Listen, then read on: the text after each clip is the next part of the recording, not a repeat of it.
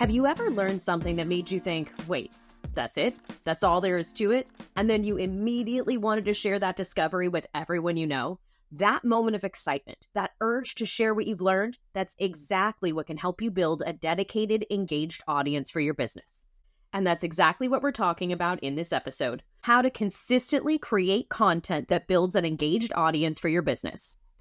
Welcome to Think Inside the Square, a podcast full of tips and tricks to help you create a website and a business that you're proud of. I'm your host, Becca Harpain, Squarespace expert and educator and creator of InsideTheSquare.co. And in this episode, we're talking about something that I find really exciting: how to turn your everyday expertise into valuable content that builds trust with your audience and sets you apart as the expert in your industry.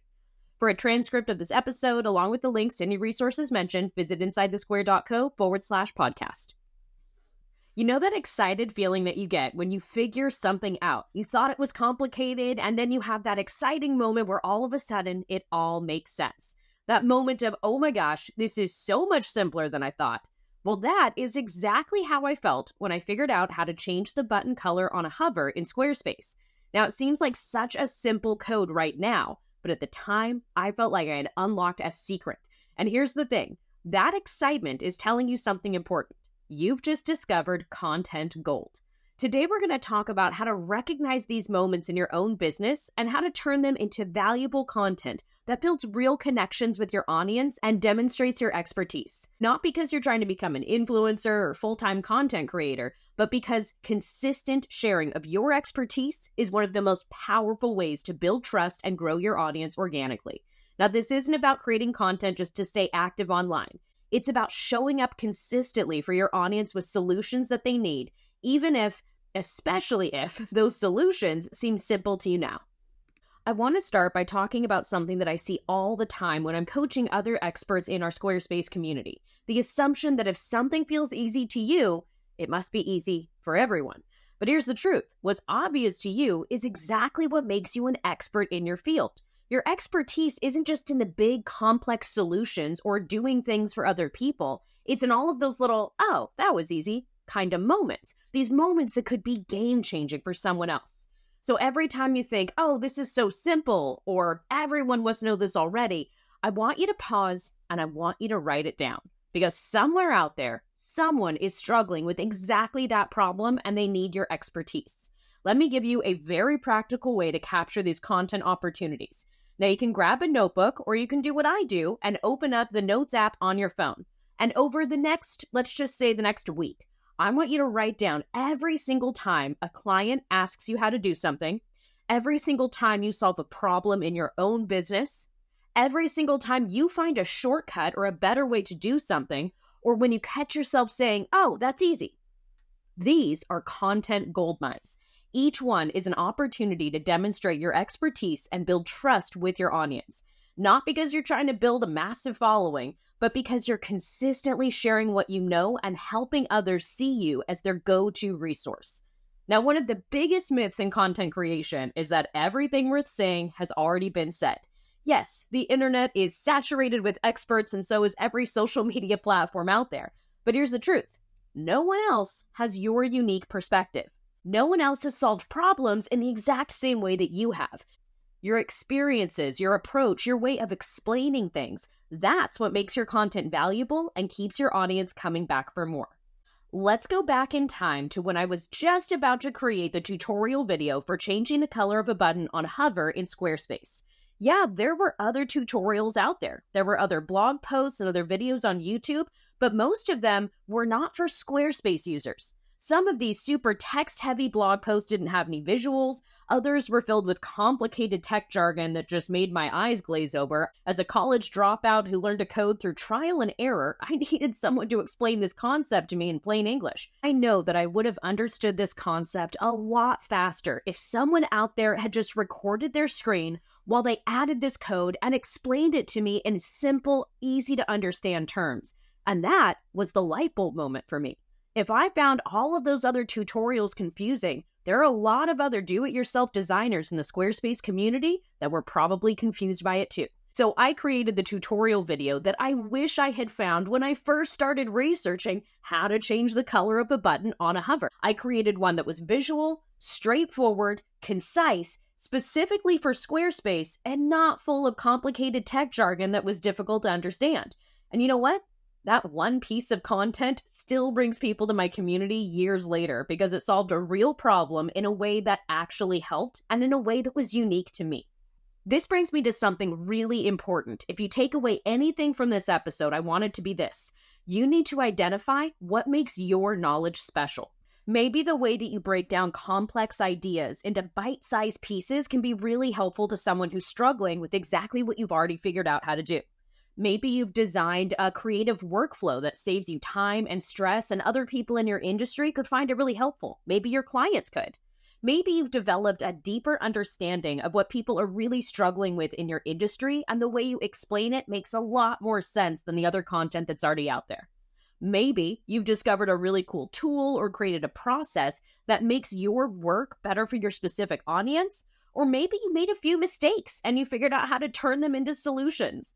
Your unique value comes from your perspective. So what unique perspective do you bring? Now, I plugged part of this transcript or concept idea for this episode into Claude, and I asked Claude to give me a few examples. Claude is an AI language model developed by Anthropic, and I thought it would be really interesting to see some AI-generated examples of how unique perspective could come from different types of businesses. So stick with me here. I thought it'd be kind of fun to share these. The first example that Claude created for this episode was for a photographer who developed a unique way of organizing family photo sessions that keeps kids engaged and happy. That process, the one that feels totally natural to you now, could be exactly what a new family photographer needs to hear to transform their sessions. Think about all the little tricks you use, how you get genuine smiles instead of forced ones, or how you handle tired toddlers, or how you structure the timeline to catch the best light while keeping everyone's energy up. Now, another example I got from AI was for virtual assistant, so here we go. Perhaps you've created a system for managing multiple client calendars that prevents double booking. You figured out the perfect mix of buffer time between meetings, or you developed a foolproof way to handle time zone differences. Those details can be a unique perspective other people need to hear. Now, one last example from AI. Stick with me here. I had a lot of fun with this chat. This last example was for wellness coaches. You've discovered a way that helps your clients stay on track for their progress and actually keeps them motivated. You've learned that weekly check-ins are better than monthly ones, and you structure these weekly check-ins around creative questions that you've written. These questions that get to the heart of what's really holding clients back. You turn that into a system that keeps your clients engaged. Now, those were some examples from Claude that I thought were kind of cool, but again, I want you to think about your unique perspective. The way you break down complex ideas, the workflows you developed, the processes that you've adapted to make your work a little bit easier, and again, the mistakes that you've made. Those are powerful examples, especially the mistake ones, because they're not just theory, they're real solutions born from experience. Now, hopefully by this point, you've got a few ideas, but I don't want you to get started with sharing these immediately, because the magic happens when you share these insights consistently. If you start sharing all of your ideas the second that you have them, there's a lot less of a strategy there, and it can become so randomized that people might hear from you for 2 weeks and then not again for 2 months. That's something we want to avoid. So again, what I want you to do is grab a notebook or start a notes app on your phone and start making a note of these game-changing situations that you're in, these insights that you have for your unique business model. Each one of these ideas needs to come from real expertise, the kind of expertise that only comes from doing the work. That's what makes them powerful. These need to be specific enough to be immediately useful, but broad enough to showcase your deeper knowledge about whatever topic you happen to be sharing. I want you to remember that there is no audience out there looking for perfection.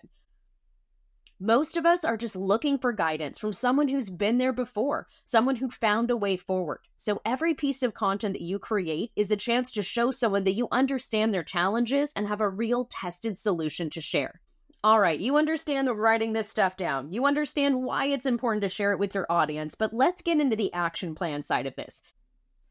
Over the next week, I want you to start taking notes. Again, grab a fresh notebook or use the Notes app on your phone. And I want you to write down every single question that a client or a customer asks you for the next week. Jot down a note for any process that you explain more than once, or any process that you take that you realize has saved you a lot of time or made things a little bit easier. And I definitely want you to write down those, oh wow, that was easy kind of moments when they happen. And if you learn something new that you're excited to share, write down that moment too. Now, after that week is up, it's time for you to pick your top 3 pieces. I want you to select something specific from this list that is actionable, that you can explain in detail without a bunch of research, and focuses on a problem that you've solved more than once. Once you have 3 of these ready, I want you to create 3 pieces of content. Now, these could be a blog post, it could be a reel that you record, it could just be something you share as a quick example on a Blue Sky post. What I want you to do is literally create the content for all 3 pieces and think about how long it takes you to do that.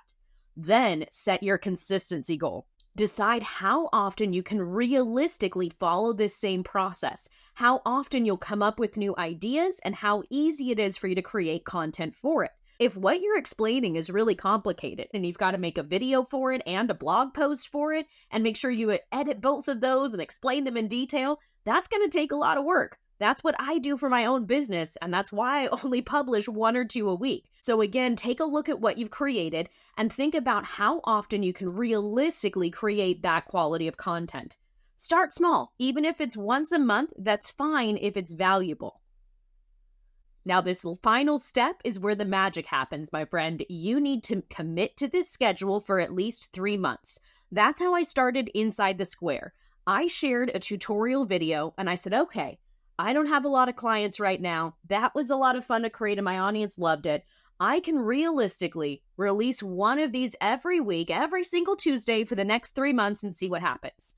Well, fast forward 5 years, and that's my full-time job. I'm a content creator and Squarespace educator. And it all started because of that one light bulb moment where I went, wow, this is actually a lot easier than I thought it would be. Let me share it with my community in my unique way. When my community responded to it so well, I realized I had a bank of content, a collection of codes, and I could start sharing them regularly. But again, I had to realize how consistent I could be. If I had pushed myself to share a brand new tutorial every single day for 3 months, I would have been burnt out years ago. For me, producing content once a week, maybe twice if I felt like it, that was where the magic happened. So again, create a schedule for the next 3 months and see if you can stick with it. This consistency doesn't mean daily. It doesn't even have to be weekly like me. It just means showing up reliably with valuable content when you say you will. Most audiences out there would rather have 1 thorough, helpful post a month than 4 rushed surface-level pieces. We want the details. We want the action steps. We want the solutions that worked for you, and we want those consistently. So again, 3-month schedule, my friend. All right, we covered a lot in this episode today, and you better believe I wrote it all down for you. For a list of these action steps, head on over to the show notes at insidethesquare.co/podcast. Thank you so much for tuning in to Think Inside the Square. If you enjoyed this episode, be sure to subscribe wherever you happen to be listening, and you can sign up for my newsletter at insidethesquare.co/email. Remember, your expertise is valuable. Your future audience is out there waiting for exactly what you know with your unique spin on it. Thanks again for tuning in, and most importantly, have fun with your website and your business. Bye for now.